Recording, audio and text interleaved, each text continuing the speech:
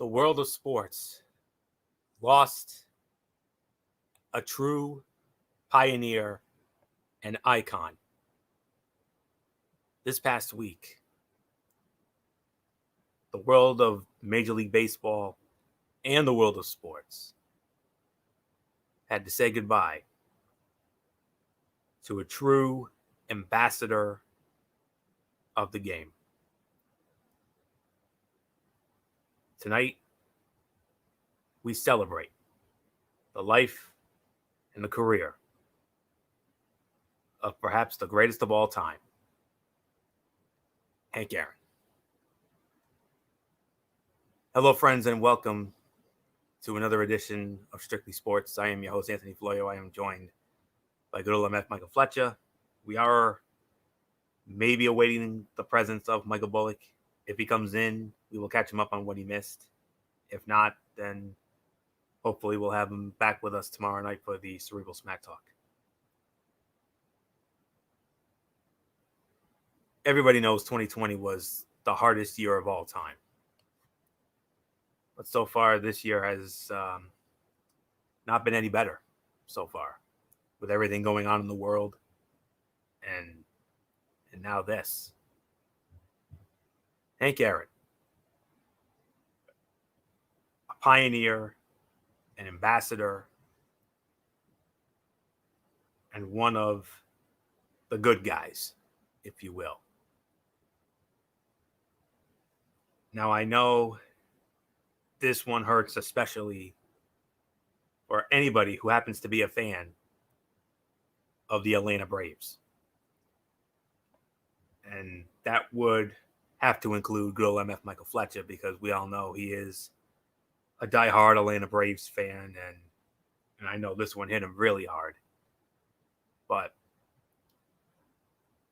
on top of that, the world of baseball lost another legend that has ties to that organization. We will celebrate his career in just a moment. But Hank Aaron, what can you say about him? A man who broke barriers, a man who inspired countless people, countless children and young men all over the world, and gave us some of the greatest memories in the history of Major League Baseball. And, the impact that he had on the game and so much more.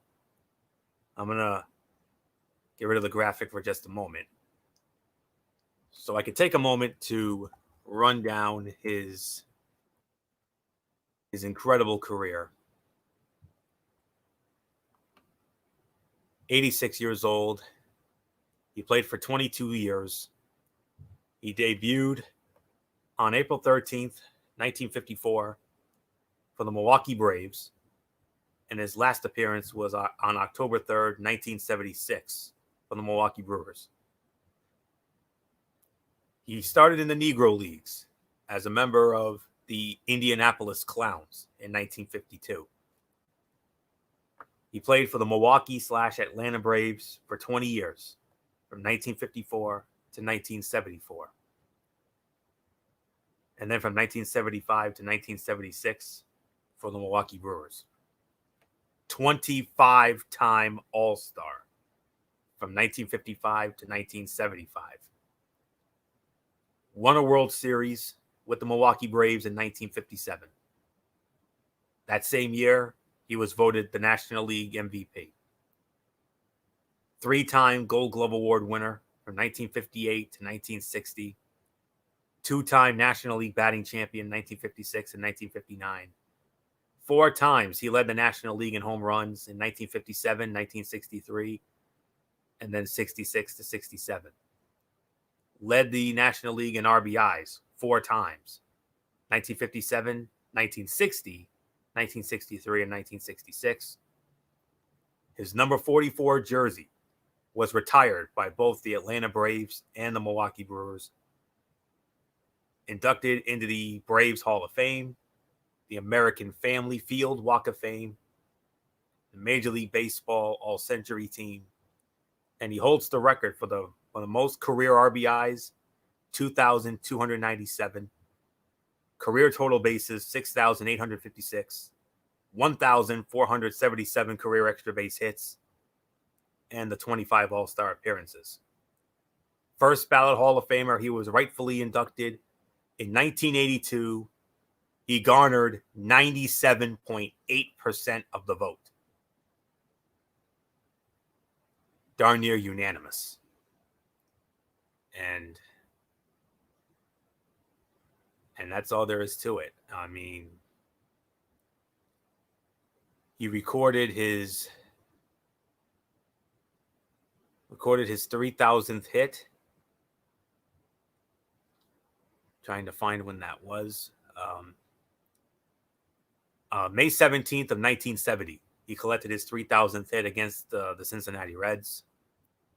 Hit his 500th home run off Mike McCormick of the San Francisco Giants on July the 14th of 1968.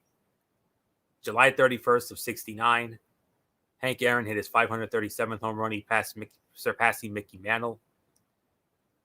And April 27th of 71, he hit his 600th home run. 71 All-Star game, he hit a home run in that game for the first time. But the big moment came, as we all remember, and we'll never forget it. It was on April 8th of 1974 at the old Atlanta Fulton County Stadium in front of a crowd of 53,775. Home run number 715. A young Craig Sager actually interviewed Aaron between third and home for a television station, WXLT, which is now WWSB Channel 40 in Sarasota, Florida.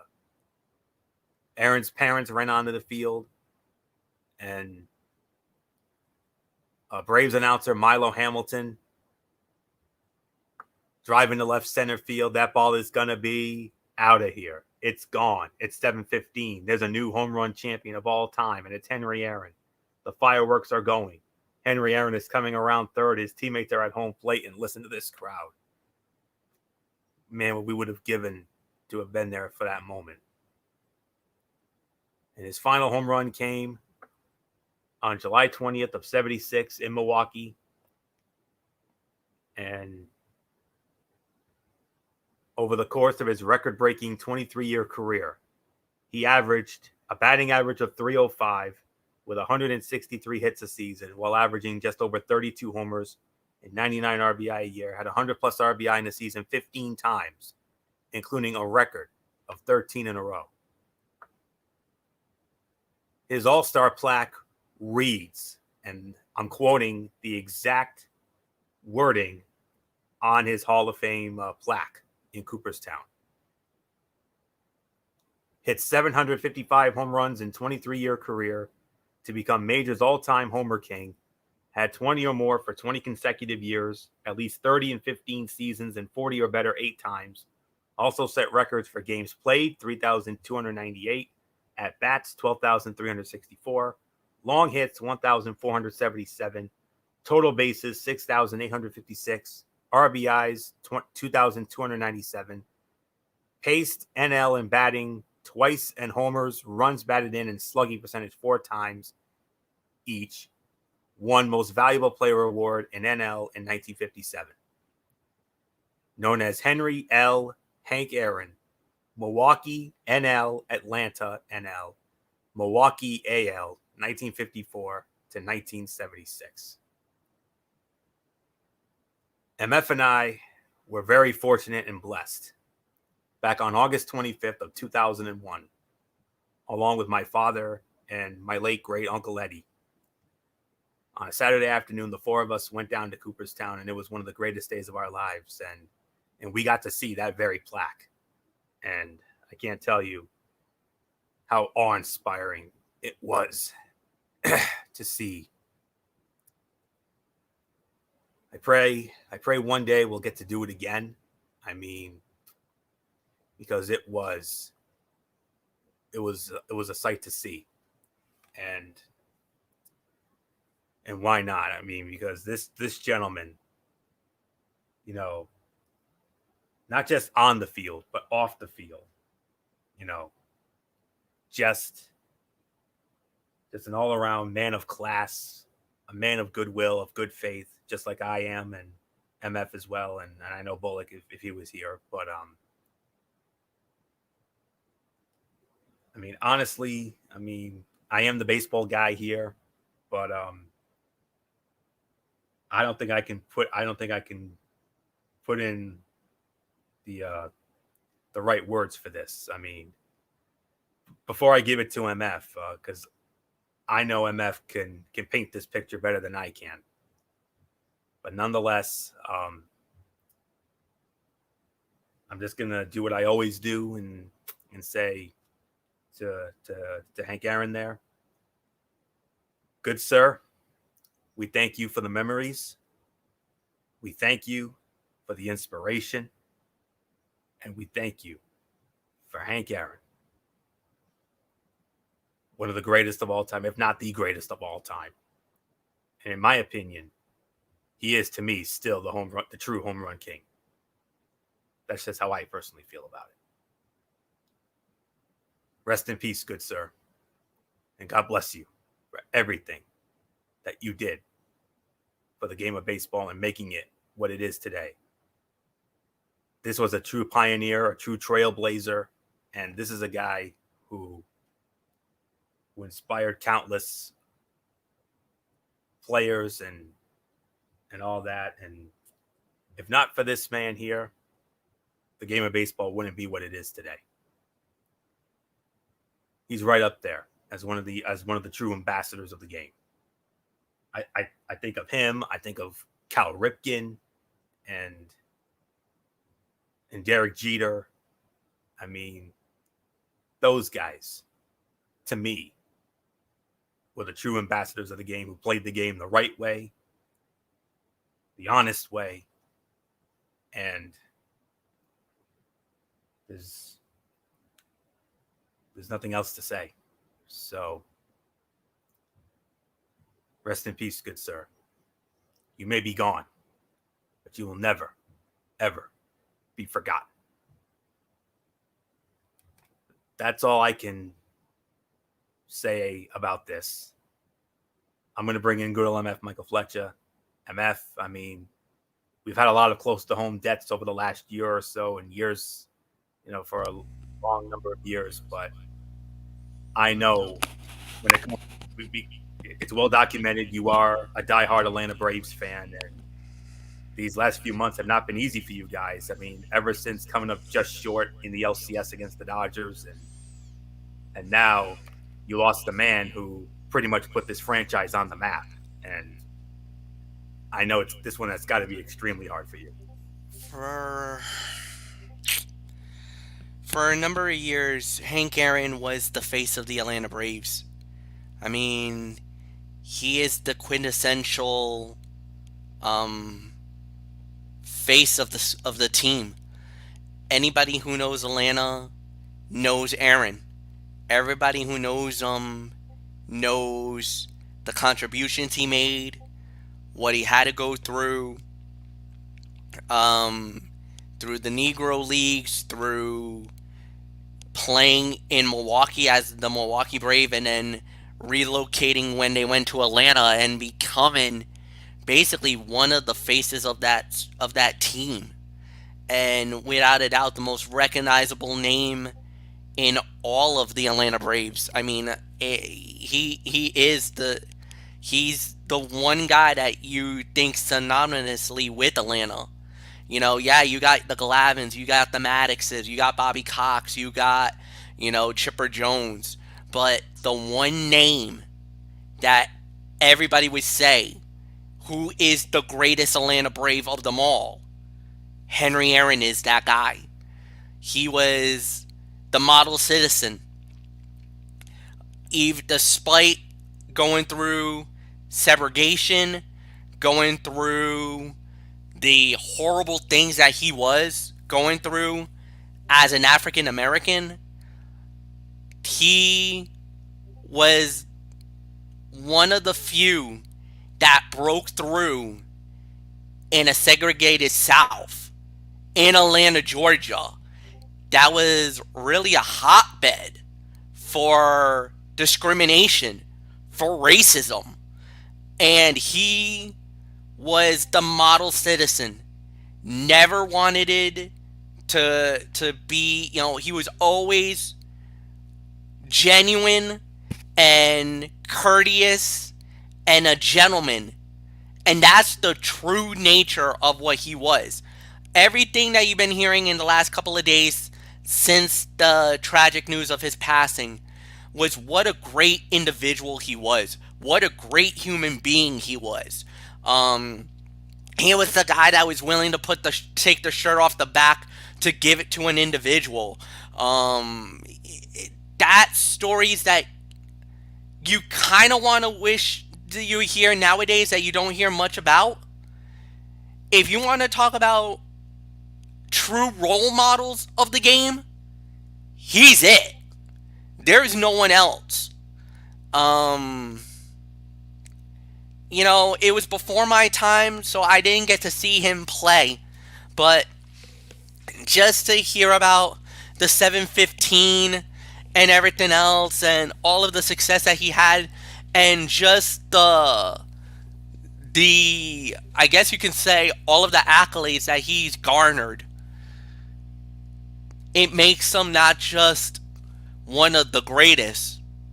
You could even say he's probably the greatest baseball player of all time. Probably better than Babe Ruth. Better than Willie Stargell. Better than Mickey Mantle. Better than any guy you want to throw out there. You could easily make an argument. You could make a debate that Aaron could go down as the greatest baseball player to ever play the game. Past, present. We don't know about the future. But as far as him starting in this, 130, we're talking almost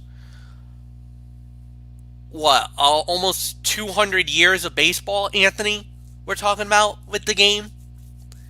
It started, probably 1800s, late 1800s or something like that. Probably over 200 plus years. Almost 200 plus. And he revolutionized the game. He revolutionized his position. But not only that, but the way he did it. The heart and the soul that he played year in and year out. And that's why he got all the accolades that he did. It hurt.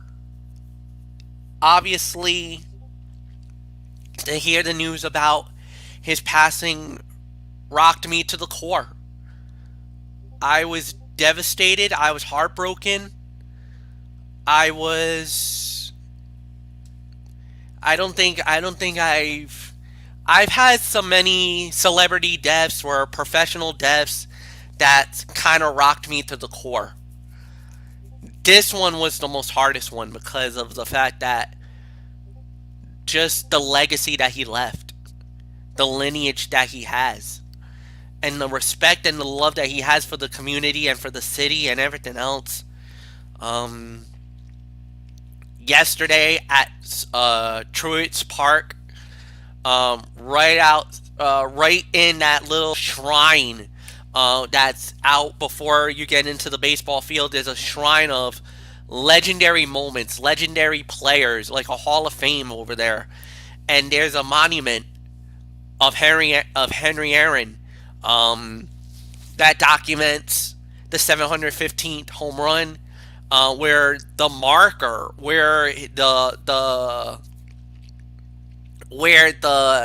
actual moment was hit, the park, the spot, is immortalized forever. It was never torn down, even when They did tear it down to create Turner Field. The spot was immortalized where the ball landed at Fulton County Stadium, and I still believe that that piece of wall is still there to this very day.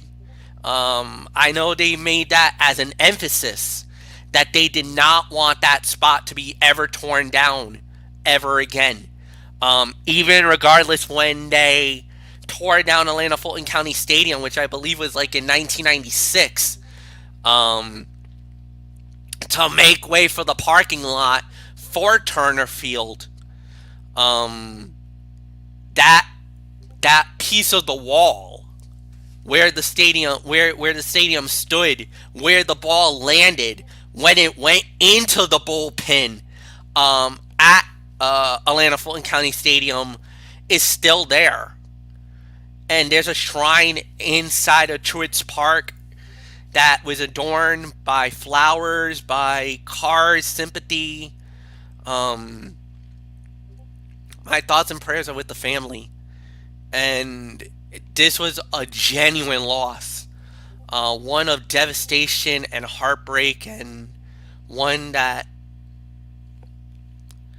it's still tough. We're only like maybe a few days in, Anthony, and as you can tell, I'm still heartbroken. It's not the same. Um, I don't blame you. it this season coming up, it's gonna be a real roller coaster for Atlanta. Um, Yeah. they've already announced that they're gonna put some kind of special emblem or something that's gonna be a part of the jersey. That will be a Yep. part of the jersey for the upcoming season. So you're gonna see the number 44 somewhere on the Atlanta Braves jerseys for the upcoming Major League Baseball year when we get going in April. Mm. But yeah, it's kind of one of those that there's so many names and there's so many people that are synonymous with the Atlanta Braves, but you want to talk about the biggest icon, the biggest name, and the biggest hero for the team, and that was Aaron. Henry Aaron was the guy.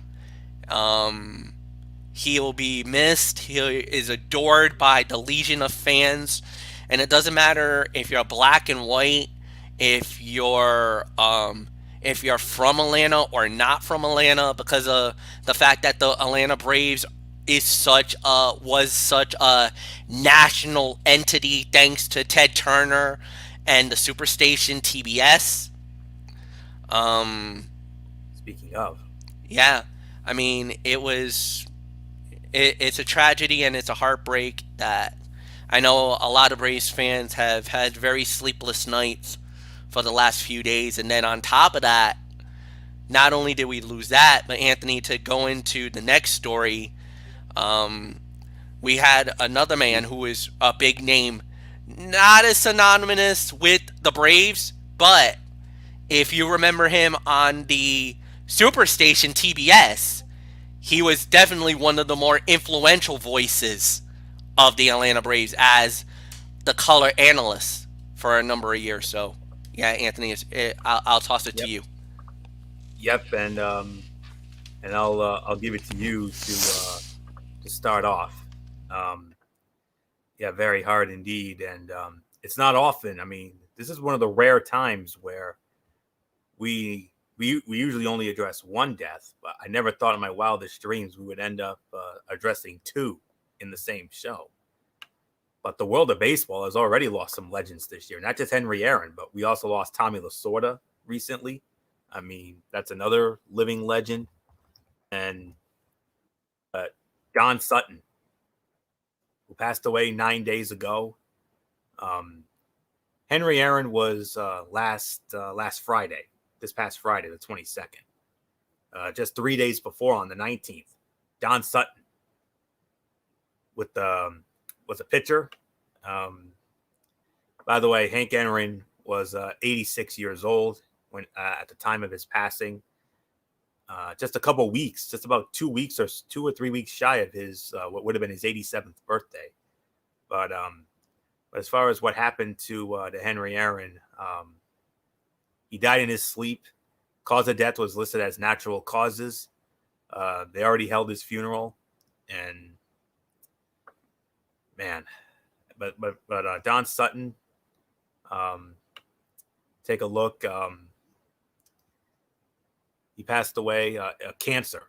75 years old, survived by his wife Mary, daughters Jackie and Stacy, and son Darren.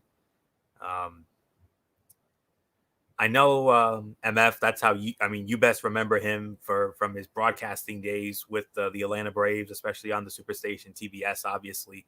But he was more than that. He was a pitcher who debuted on April the 14th of 1966 for the Los Angeles Dodgers, and his last game, go figure this, went down on my 5th birthday, August 9th of 1988. The same day I turned 5, he was retiring. A record of 324 and 256, a 3.26 ERA, 3,574 strikeouts. He played for the Los Angeles Dodgers from 1966 to 1980, with the Houston Astros, 1981 to 1982, from the Milwaukee Brewers, 1982 to 1984, the Oakland A's in 1985, and then the California Angels from 85 to 87, and then went back to the Dodgers in 88. 4-time All-Star in 1972, 1973, 1975, and 1977. In 1980, he was the Major League Baseball ERA leader. His number 20 was retired by the Dodgers and was also inducted into the Braves Hall of Fame, and then inducted into the Baseball Hall of Fame in 1998. 5th year on the ballot, he got in with a vote of 81.61%. And he started his broadcasting career in 1989, splitting duties between Dodgers cable telecasts on Z Channel and Atlanta Braves telecasts on TBS. And because of some health issues, some kidney issues in 2002, even undergoing the treatment, he continued his broadcasting career. Left TBS after the 2006 season, mainly because the network would broadcast fewer games in 2007 and had to cut back on the number of broadcasters. He also worked for the Washington Nationals on the MASN network until January the 27th of 2009. He still had 2 years left on his deal with the Nationals, but when an Atlanta Braves radio job opened up, he negotiated his release in order to return to Atlanta, where he had many ties. His most recent broadcast partner was Jim Powell, who joined the Braves radio network in 2009, and then he missed the 2019 season due to a broken femur. But man, that's pretty much all he had on that. And he also had some moments on the Match Game with he was on the classic game show Match Game in the 70s with Gene Rayburn and Richard Dawson, Charles Nelson Riley, and Brett Summers and all of them. But that's pretty much his resume right there. So I think I've ran down all the schematics on Don Sutton's career. So MF, I'm gonna toss it over to you once again. He never played for the Braves, but as you can see, most of his success came with the Dodgers. But I know this is another hard one because, like you said, you best remember him from his days working with the likes of Skip Carey and Pete Van Waring on TBS, the Superstation, back during the glory days of the Atlanta Braves. Yeah, he was around for the Braves during their magical run, especially during the time when they were winning the divisions, they were winning pennants, and he was on the radio broadcast with Skip Carey in 1995, the moment when Atlanta won the World Series. Basically, all you could hear was him saying yes, yes, yes, yes, as Skip Carey says that the Atlanta Braves has that your Atlanta Braves has brought you a world championship, and that was the most iconic moment, Everybody remembers Bob Costas saying the team of the 90s has their world championship. Well, if you're an Atlanta Braves fan, you remember Skip Carey and Don Sutton and their legendary commentary moment on radio for the Atlanta Braves when they won the World Series in 1995. And yeah, like you said, he was the one of the big voices of the team back then. And then we later find out years later, like you said, he had to go, so he left, went to Washington for a couple of years, only to come back to Atlanta on the radio. And there was some moments where he actually did do some play-by-play. They actually did the early innings where, the first 3 innings were, sometime it was Pete Verweering, sometimes it was Don Sutton, and you also talked about the other commentator for Atlanta, and they used to rotate. Every 3 innings was always a different guy. And normally, Don Sutton always was the voice right in that middle innings. 4, 5, and 6 was normally his game, where he gets to do it on both sides, on the Braves side and on the visiting team side. It was never just one guy was the main guy calling the game, and the other guy was the analyst. There was times where they splitted the shifts, depending where you were. So yeah, it was a great game. Definitely more of an iconic player. And yeah, he was a great pitcher for the Dodgers. You talked about his great career, but like you said, this man was more of the voice of the Atlanta Braves, one of the biggest color analysts of the team back in the day, and again, another man who was definitely a true member of the Atlanta Braves squad. So he's going to be missed, especially in the broadcast booth this upcoming year as well. But they do have guys like Jeff Francoeur, and they also added Chipper Jones to the broadcast booth. So I mean, that's going to be very exciting for the upcoming year. But it's going to be so different not hearing Don Sutton's voice, especially leading into the season. So Anthony, there's really nothing more to add. So yeah, it's all yours. Yeah, and yeah, I definitely remember those Brave back in the day, those Brave broadcasts on TBS. I mean, those were fun to watch, and yeah, he was great on those, and great pitcher for the Dodgers. And I'll tell you what, like I said, I also remember him making some occasional appearances on one of the greatest game shows of all time, the Match Game. A favorite of myself, NMF. In the 70s, he was on there a few times with Gene Rayburn and the gang, and he was there while they were raising all kinds of what on the show, and all the funny hijinks moments they had on that show that made that show so legendary. And he was a part of the ride for him for a few of those episodes. And but nonetheless, though, our thoughts and our prayers and our condolences, not just to him, but also to the family, friends, colleagues, and anybody who was fortunate enough and blessed enough to play with Hank Aaron as well as Don Sutton. Our thoughts and our prayers and our condolences are with you all on behalf of all of us here at Strictly Sports. And to Don Sutton, just like with Hank Aaron, we thank you for the memories, we thank you for the inspiration, and we thank you for Don Sutton. Rest in peace, good sir. You will be missed, and you will not be forgotten as well. So, so with all that being said, let's try to lift some spirits up here. Let's try to let's get into some lighter news here. Staying in the world of baseball, there, we have a big. We had another big. We had some more hot stove trades, hot stove transactions in the world of Major League Baseball.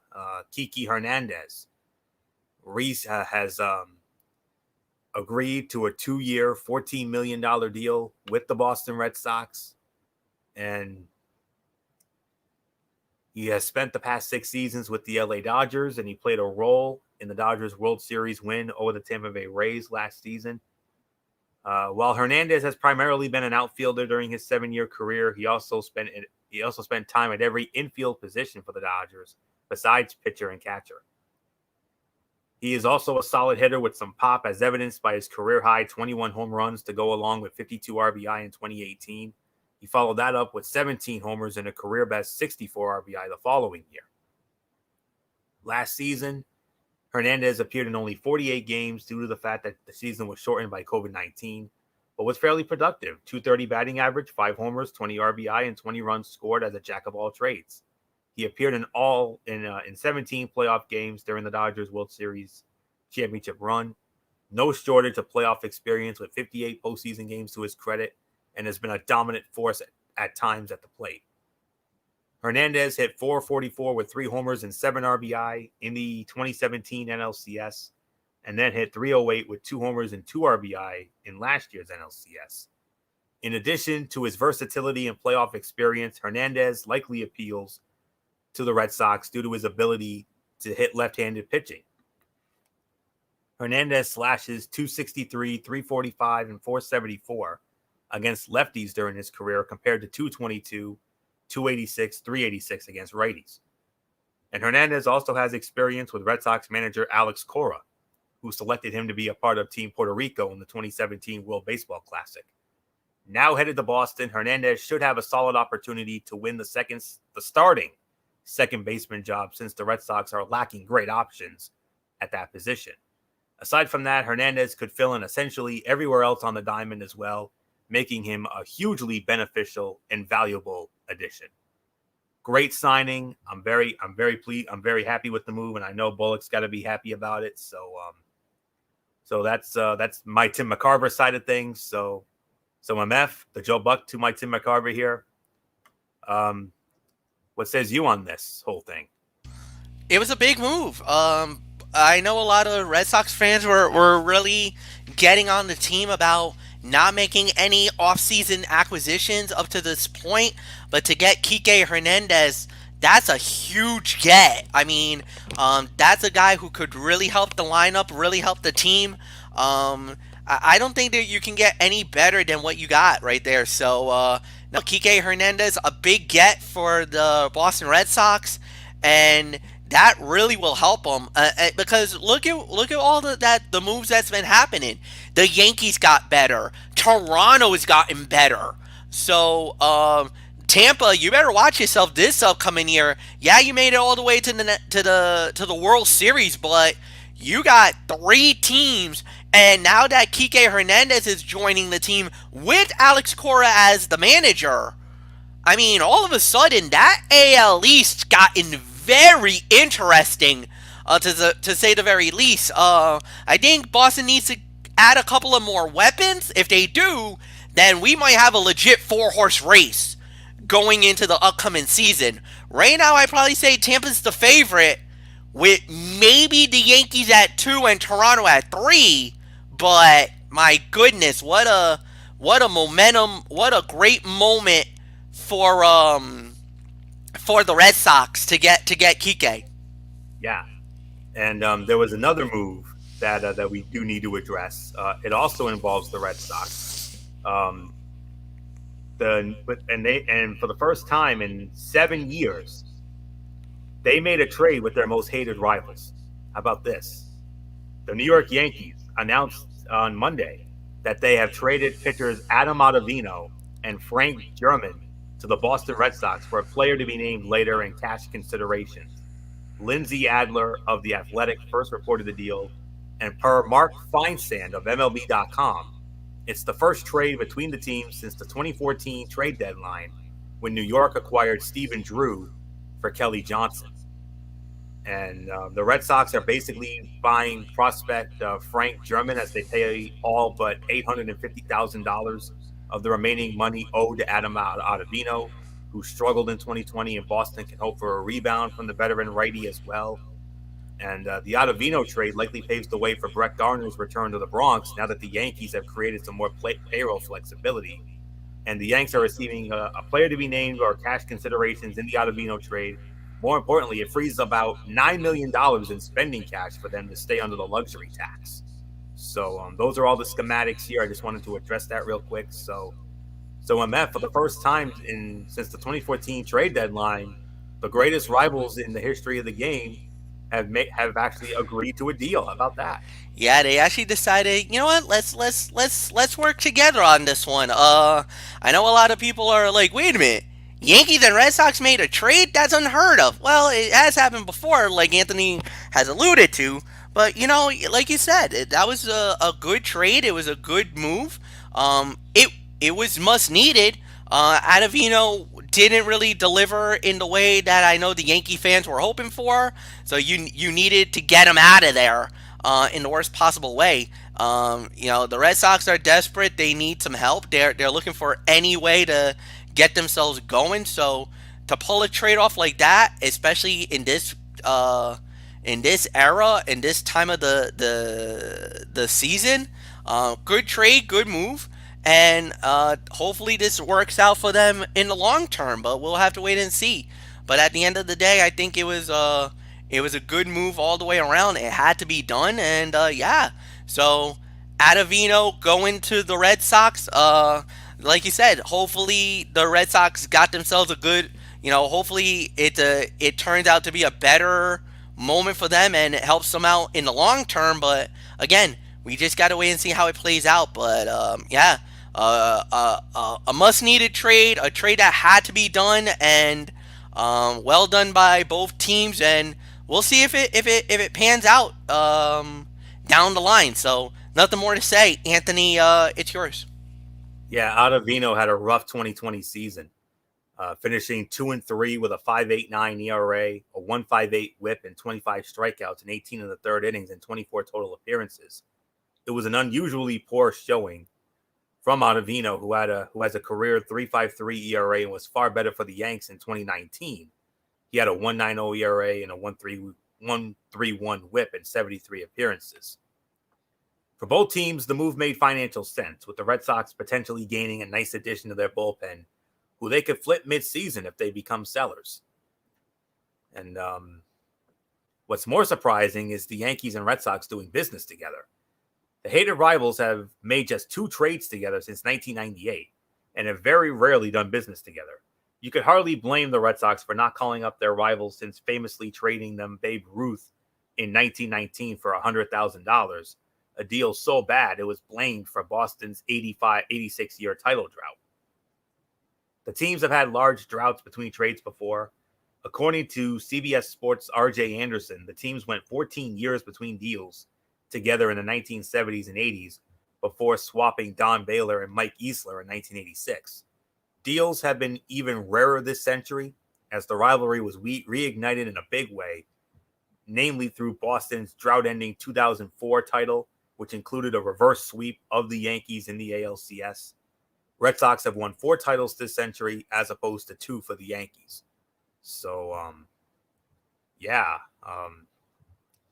that's really all there is to say on that. So, go over to our friend Derek Ferreira, his YouTube channel, FKG401.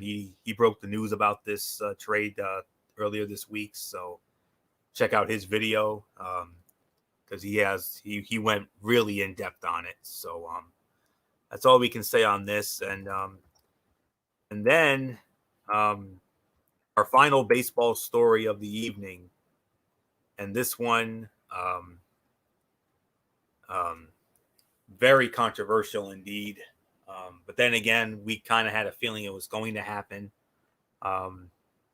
Derek did a video about this. Well, not really a video. He went on one of his EDP 445 style rants. Because for the first time in a very long time, it was announced that the Major League Baseball Hall of Fame will not have a 2021 class. Nobody got in. It's the first time since 2013 and only the third time since 1971.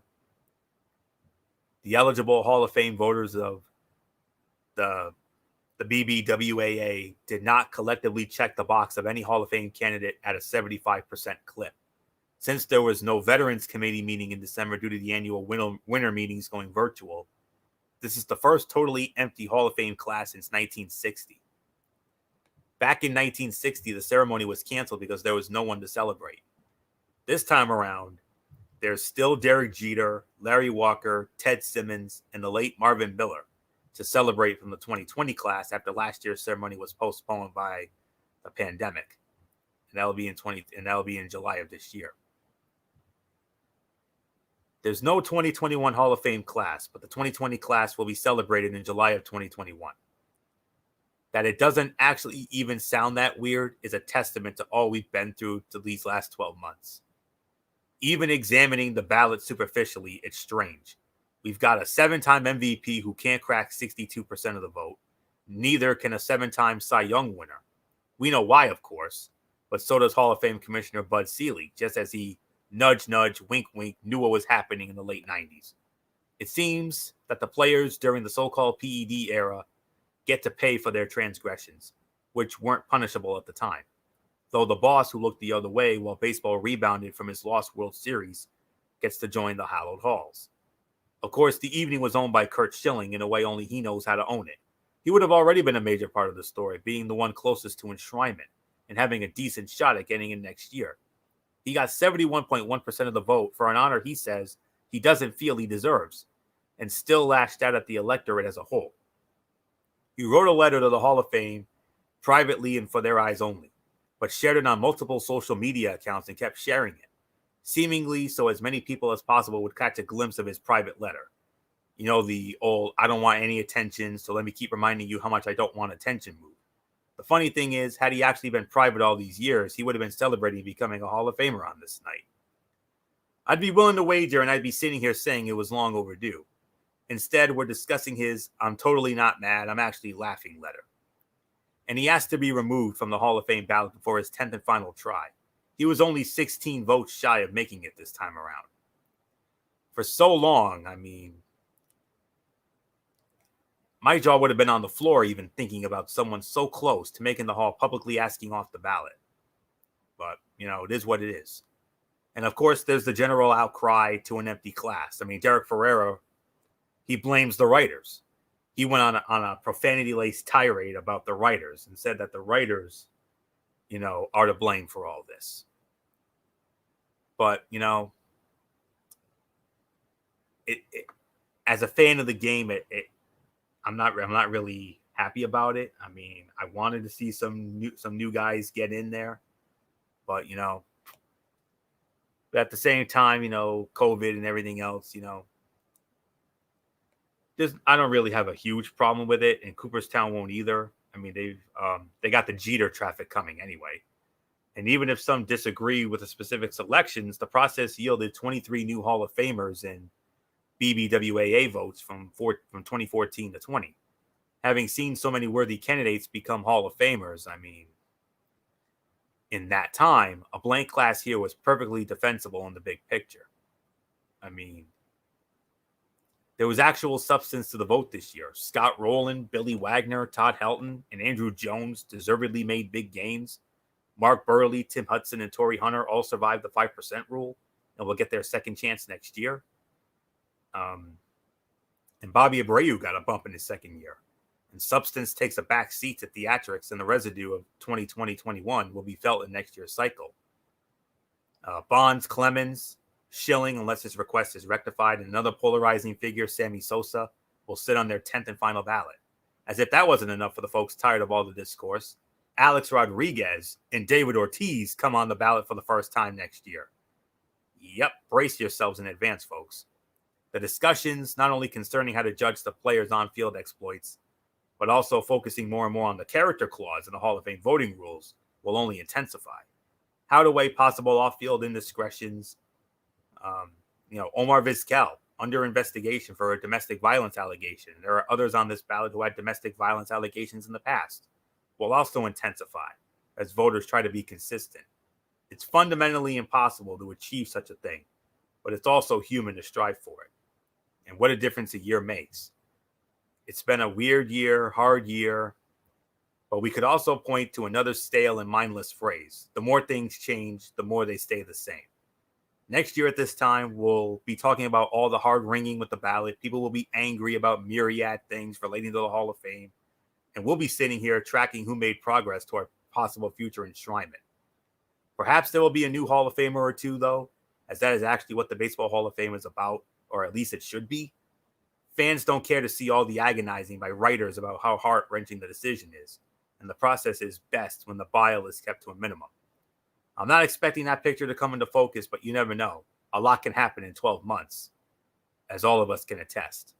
Let's see what kind of difference the next year makes. So that's really my 2 cents on this whole thing. But, you know, it is what it is. So, but nothing more to say. MF, I mean, it was not a good day for baseball. I mean, to get no Hall of Famers, Derek Ferreira blaming the writers. I mean, what really happened? Who's really to blame for this? The players, the cheaters, the steroid users. For Curt Schilling, his Republican propaganda garbage that he spews on social media like he's freaking Donald Trump. That's why he didn't get in. That's why he'll never get in to the Hall of Fame. I'm sorry. I get it about the writers and everything else, but the thing is this. When you got an integrity, honor, discourse, and everything else that you talk about for the game to be in the hollow halls of Hall of Fame. Now, don't get me wrong. There's a lot of shady individuals. There's a lot of shady characters. And there's a lot of shady moments in that Hall of Fame that we went to, Anthony. That has a lot of great moments of baseball. But there's also some not so great moments in baseball in there. And I get it. But when you start talking about an era that we lived through, the Hall of Fame, because we were alive. This is our era, Anthony. This steroid era that started back in 1997 and went up to God knows how long. This era was marred by this. And it all started with Mark McGwire and Sammy Sosa. And it all and then the repercussions went down the line. With Barry Bonds chasing that home run record. There was rumors about Roger Clemens possibly using PEDs. Never unfounded. We never really knew about it. But he is linked to it because of some report that came out that, he was one of those guys who were in there. You can talk about maybe Jose Canseco being the rat, being a leech, being whatever he wanted it to be, that he's the whistleblower, that he blew all these names up out of all this stuff that happened. Then you got the Victor Conte situation that happened, a Miami eugenics guy down in Florida, and that he was supplementing, giving players what they called the cream. That was supposed to be a way to curtail from steroids. That was performance-enhancing drugs without using actual shots or anything else that would give this the opportunity. At the end of the day, everything that went down for a reason. For greed, for the adulation, especially in the case of Barry Bonds, because he was so hurt and so neglectful about seeing how Mark McGwire and Sammy Sosa got all this attention that he decided to do it himself. And that's why he got the 73 home runs. That's why he ended up breaking the all-time record of Harry Aaron. And if you talk to every purist in baseball, Those records are tainted. Those are not real records. 755 still stands as the true home run record. 61 still stands as the home run record in a single season. You talk to any baseball fan, they'll tell you that's the records. Not the 70 that McGwire hit, not the 73 that Bonds hit, and not the 762 that Bonds has overall in his career. Those records are asterisked. Those records are not even prevalent in the eyes of many people. And for the most combining of it, if Schilling just would have kept his mouth shut, didn't get into all that rhetoric, he would be a Hall of Famer. There's no doubt about it. But it's his character. It's his stuff that he does on the social media. That's what's preventing him. His attitude towards the media, his attitude towards all this is the reason why he's not getting in. And he's like, well, I got a better chance at the Veterans Committee. Maybe they'll let me in. Yeah, good luck with that. They're not as mindful, or they're not as anything for what they do. For Derek Ferrera to come out and say, "Oh, it's the writer's fault. It's the writer's fault." They shouldn't. What they're doing is absolutely horrible. I'm not going to disagree, but let me be very blunt and very honest and very true to you. If I had a Hall of Fame ballot, and I really mean this, Bonds, Clemens, and Schilling would not be on my ballot. Not at all. As far as the future goes, with Ortiz and with A-Rod, I'm going to have a very tough time to even put both their names on a ballot because of their involvement with PEDs, with their involvement with steroids. As a matter of fact, I believe Rodriguez was suspended, and I think Ortiz was linked.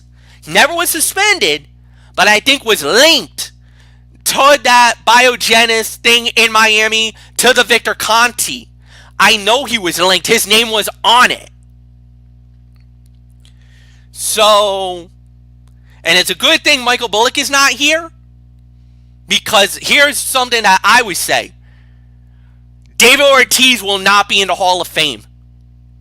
Not in the 10 years that he gets voted. I don't believe he'll get in, because I believe that they're going to want to hold a standard. And they want to hold a punishment towards those guys who essentially cheated the game. And that's my thoughts about it. Anthony, it's yours. All right. Wow. Well, with that being said, let's get into our next story. We have another new coaching hire in the NFL. The Houston Texans. They found their new head man. His name is David Culley. The Texans have hired Baltimore Ravens assistant David Culley to be their next head coach. Sources told ESPN, confirming a report by the Houston Chronicle. Culley, who has spent the past 2 seasons in Baltimore, just completed his 27th season as an NFL coach. Along with serving as the team's assistant head coach, Culley was Baltimore's passing game coordinator and wide receivers coach. The Ravens finished this season ranked last in the NFL in passing. So there you have it. MF, your thoughts on the Houston Texans hiring David Culley as their next head coach? And you got to believe this is not going to make Deshaun Watson very happy.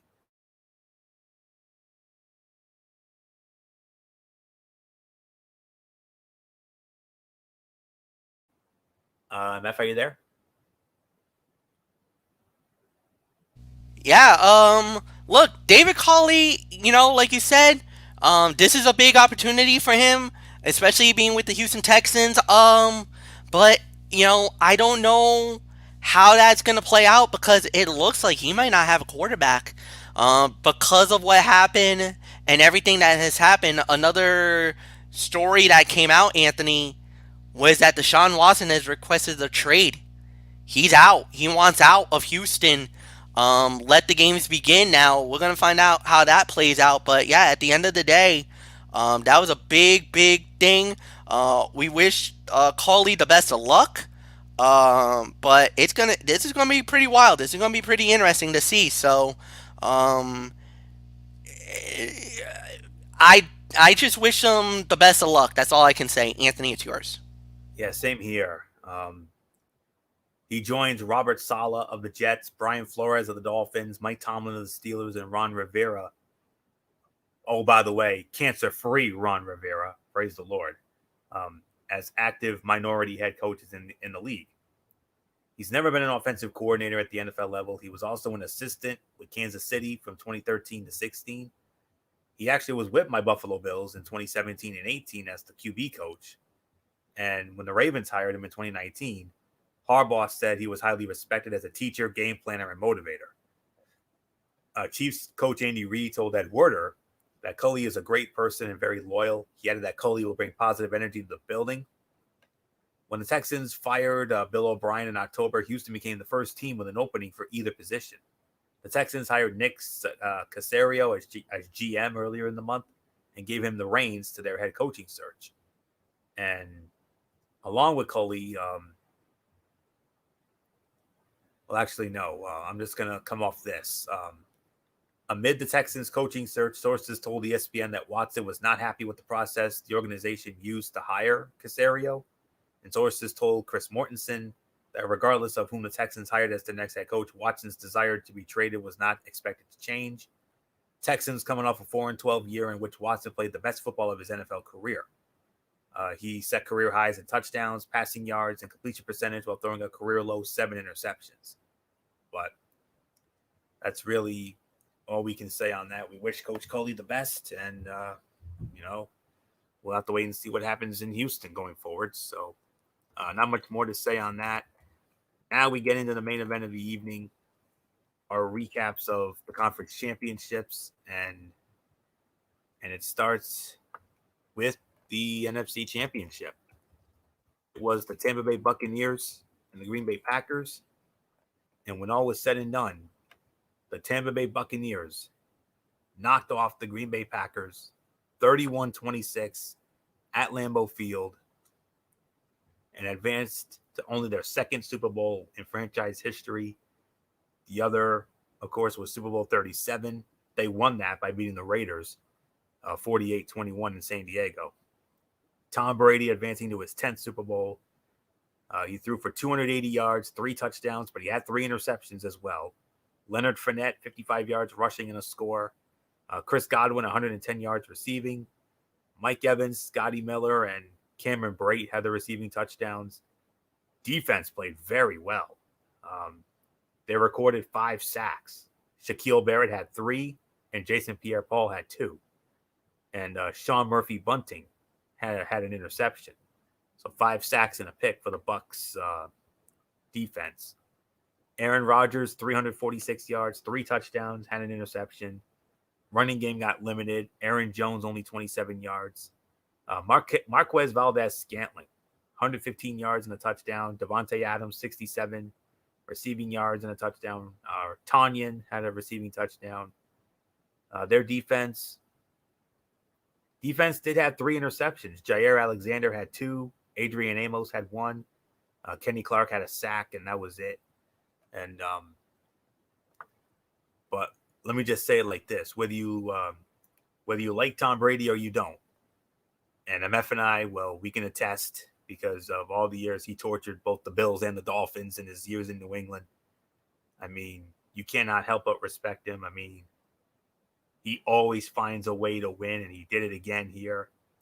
31-26, beating Green Bay and Lambeau. And and making NFL history in the process.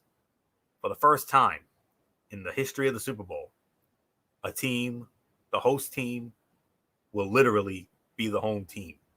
Raymond James Stadium in Tampa, Florida, and the team that plays in that stadium, the Tampa Bay Buccaneers, they will literally be the home team in the Super Bowl. Unbelievable. I never thought we'd see it, but then again, I never thought we'd see an overtime in the Super Bowl either. And lo and behold, we got one of those too. So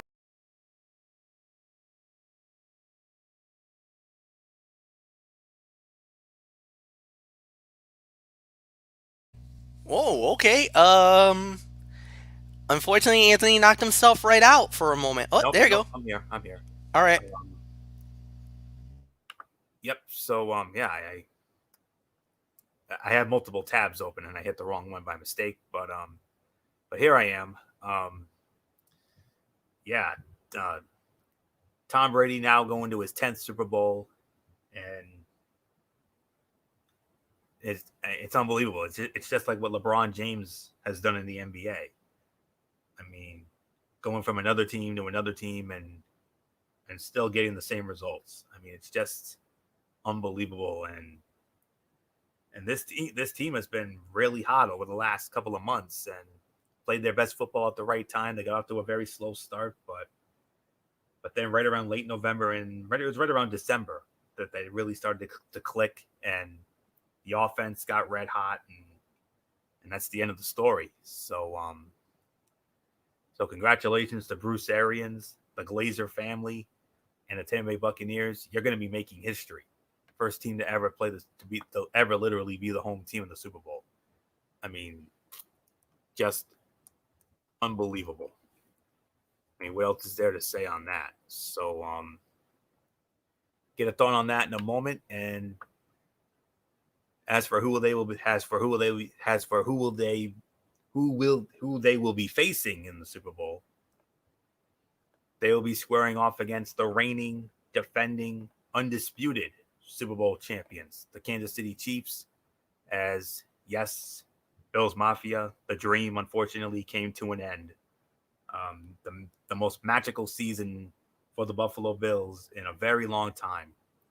Unfortunately, it came to a screeching halt in the AFC Championship game. The Kansas City Chiefs picking up the win 38-24.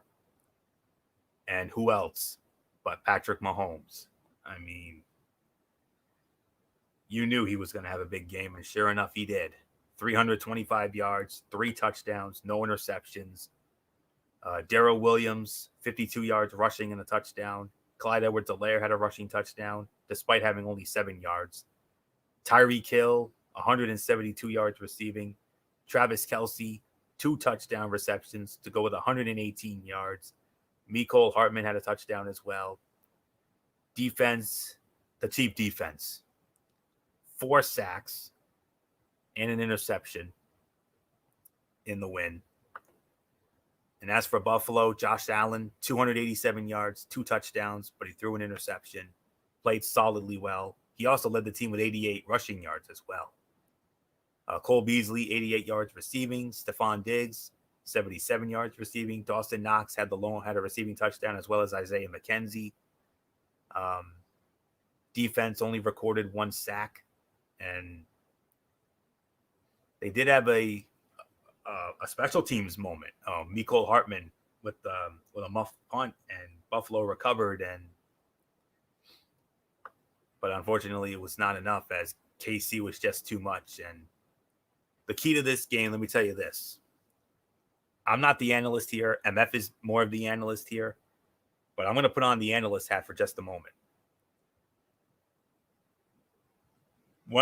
2 reasons why Kansas City won this game. First and foremost, the Kansas City defense. That defense did their job. They made Buffalo settle for field goals instead of going for touchdowns. There were times where I was saying to myself, why aren't you going for touchdowns? Why are we settling for field goals? That's one reason they lost. Another reason, Buffalo, you guys did the one thing you cannot do against the Kansas City Chiefs. You cannot let them turn the game into a track meet. Because if you let them turn it into a track meet, I don't care which team you are. You let KC turn the game into a track meet, nobody, and I mean nobody, will beat them. You can't let them turn it into a track meet, and that's exactly what they did. Especially in that second quarter. That second quarter was the killer. And I'll tell you what, when I saw Hartman muff that punt and Buffalo was set up in business, I was like, oh my goodness, is this happening? Could this actually be happening? And they went up 9-0. They missed the extra point. Should have been 10-0, but it is what it is. And then once Mahomes got going, I was like, here we go. And sure enough, that's exactly what happened. But I'm gonna be the man of good faith that I've always been and always will be. Tip my cap to the Hunt family, Andy Reid, and the Kansas City Chiefs for a job well done. You guys did a hell of a job. Enjoy it. You deserve it. You earned it. And I wish you guys nothing but the best of luck as they have a chance to become the first back-to-back Super Bowl champion since the 03-04 Patriots. And a win there would cement themselves as the next great dynasty in the NFL. And before I give it to MF, I'm just going to say it like this. As a Buffalo Bills fan, I did a little thankful post on my Facebook after the game, but I'll say it here and now. On behalf of all of us within Bills Mafia, to the Buffalo Bills, Brandon Beane, Sean McDermott, and the rest of the team, I thank you guys, and God bless you all for making all of us proud. I mean, all those years we've had to suffer, losing season after losing season after losing season, wondering, is this team ever going to be good again? It took a very long time, but I'm going to tell you, this team's got a very bright future ahead of it. And who knows, maybe, just maybe, next year they'll be back. Going into the season, the only thing I was confident about with this team was I felt that I was fully confident they could win the AFC East. And they did just that. Made me proud, man. And, 25 years, a long time. But that was all because of Brady and Belichick and all those guys down there in Foxborough. But I thought maybe they could win a wild card game, but then I thought probably the divisional round they probably would go down. I never thought in my wildest dreams I would see the team that I have grown up with since I was a little kid make it as far as they did. To be one win away from going to the Super Bowl for the first time in 27 years. I never thought they would make it that far. I really didn't think they would. But sure enough, they did. Josh Allen, I consider him to be an MVP candidate. He should be an MVP candidate. I know he's probably not going to win it. But if I had a vote, he damn sure would get mine. Because he played like an MVP this year. And Stephon Diggs, what a welcome new addition he turned out to be. Led the league in receptions and yards. I mean, just incredible. He got contained, no doubt about it. And but I will go on the record again and say I believe this team can win the division again next year. I think there will be contenders in the AFC next year and maybe for X number of years to come. And I also feel that maybe one year, just maybe, mind you, I think this team will be good enough to not only get to a Super Bowl, but also win it. And finally give this franchise something it should have had already, at least one Super Bowl championship. But nonetheless, thank you Buffalo Bills for giving me and the rest of Bills Mafia the best damn season we have had in a long time. And it may not have gone down the way I would have hoped for and I would have liked, but you did us all proud, guys. Well done. And I believe in my heart of hearts, this team will be back next year. They're not only going to be back next year, but they're coming to play next year. There's no doubt. They're coming to play, and they're going to be right in the race again next year. They're that good. Keep all these guys together. We're going to be fine for years to come. So, as far as my early thoughts on the Super Bowl, I know I'm going to sound like, like a Sami Zayn conspiracist here, but I truly believe this is the matchup the league wanted. And I think this is the matchup that Roger Goodell and the NFL brass was hoping for. When you have Tom Brady, the face of the league for so many years, going up against the guy who I believe will succeed him in being the next face of this league for probably 20 years, just like Tom Brady was, and Patrick Mahomes. Yes, it will not be the same because of, COVID. It's not going to be 60, 70,000 screaming fans at Raymond James Stadium on February 7th. But we're probably going to get about 20, 25,000. But it's better than none at all, especially for an event of this magnitude. And when you've got the future in Mahomes going up against the present and the GOAT in Brady, and the Bucs hosting in their home stadium, this has the potential to be the greatest Super Bowl in history. Not just the greatest, but the most anticipated. This has 5-star Shakespearean drama classic written all over it. This could give 51 a serious run for its money. And I would not be surprised if this game does end up going to overtime. I would not at all be surprised. As for who wins, well, you're going to have to wait until next week. Because next week we're going to have a very detailed, in-depth Super Bowl 55 preview show. I'll run down the schematics for that in just a moment. As far as how we're going to break it all down.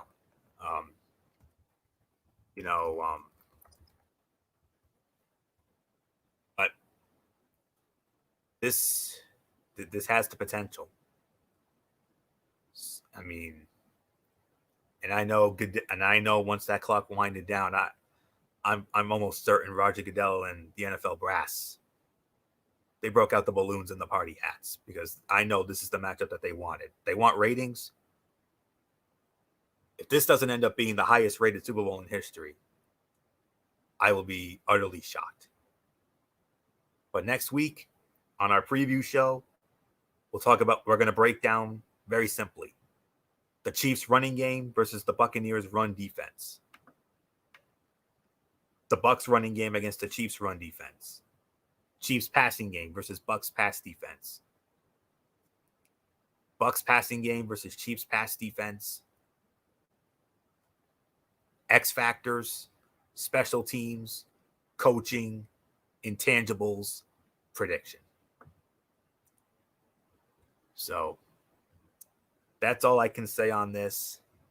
MF, Kansas City, Tampa Bay, Super Bowl 55, the Bucs, first team ever to literally be the home team in a Super Bowl. We never thought we'd see it, but then again, we never thought we'd see an overtime in the Super Bowl either. And look what happened a number of years ago. So MF, Kansas City, Tampa Bay. First thoughts about Super Bowl 55 before we get into our biggest preview show ever next week. Yeah, no doubt about it. First off, in the Tampa game against Green Bay, look, I know a lot of people were talking about certain moments in the game. Why did Aaron Rodgers had an opportunity to just waltz right into the end zone if he would have just ran it in. I noticed that too, and so did Eric Carrier on Facebook. He even said it. Yeah, I mean, that was one thing that we can talk about.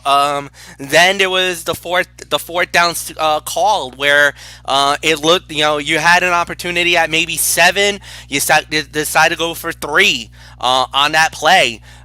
Then, in the Tampa situation, the PI, the controversial PI that got a lot of people all upset because of the fact that the flag came out so late on that play. But it was PI. It was definitely pass interference. There's no doubt about it. So I mean, yeah, you could say a lot of opportunities was missed. But Tampa made the most of the opportunities that they got. They won, so they're off to the Super Bowl. For Kansas City, it was really, the same thing. Like you can say, Buffalo had some opportunities in the game. They jumped out 9-0, should have been 10, but they missed the PAT that hurt them early. And then Kansas City just does what they normally do. Once they flip that switch, forget it. They ain't turning that thing off. Good luck. So as a matter of fact, I really thought that they were going to get blown. I thought it was going to be a worse beatdown than it was at the end. But at the end of the day, the two best teams that are made it to the end is here. I mean, honestly, I don't know if the league, I think the league would have been happy with Green Bay and Kansas City at the end because it would have been 1 versus 1. But to get Tampa in there, being in their own stadium, being at their own house, and to now find out that they're going to be wearing their jerseys that they've been wearing the entire playoffs. The white jersey with the little, I don't know what to call that, maroon style pants, and those it's like those brownish type colors. Yeah. Like, so that's what we've been seeing. So they basically the jerseys that they wore for the NFC Championship game is the jersey that they're gonna wear for the Super Bowl. Oh, they're gonna wear the white. They're gonna wear the white. And KC will wear the red. And KC is wearing the jersey that they wore in last year's Super Bowl. Gotcha. So that's what they're gonna be coming out in. Okay. So they just announced that today. So yeah. So with that, it's gonna be very exciting because, like you said, this is it. There ain't gonna be nothing bigger than this. Next week's gonna be a heck of a show, and next week it's all about the Super Bowl. So nothing more to say, Anthony. Let's just wrap it up for tonight. Indeed, we will. So with that being said, that will put the bow on this edition of Strictly Sports. We want to thank you all so very much for tuning in. Back with you all tomorrow night for the Cerebral Smack Talk, as we will be not only reviewing Friday Night SmackDown, but we will also be previewing the 34th annual WWE Royal Rumble that goes down this Sunday night from the WWE Thunderdome at Tropicana Field in St. Petersburg, Florida. And then Sunday night, we will have the recap show immediately following the pay-per-view, hosted by MF as well. And then Monday, of course, Ridiculously Raw. Wednesday Night Mayhem. And then next Thursday, our huge Super Bowl 55 preview edition of Strictly Sports next week. And then we go from there. So that's it. So until tomorrow night for the Cerebral Smack Talk, this is Anthony Floyer here signing off from my elite panel. Good old MF Michael Fletcher, Michael Bullock, Dee Woodson, and as always, Derek Ferreira. You know the routine. Everybody, thumbs up. Talk to you later. Yeah. Throw it up Fortune Port style. Bye for now, my friends. God bless. Be good to each other. Have a blessed Friday. And until tomorrow night, for the Cerebral Smack Talk you've been watching, Strictly Sports, right here on the Tunnel 25 on YouTube and StreamYard.com. For everybody who's been a part of this one, for now, Anthony Floyer so long. Bye, everybody. Bye.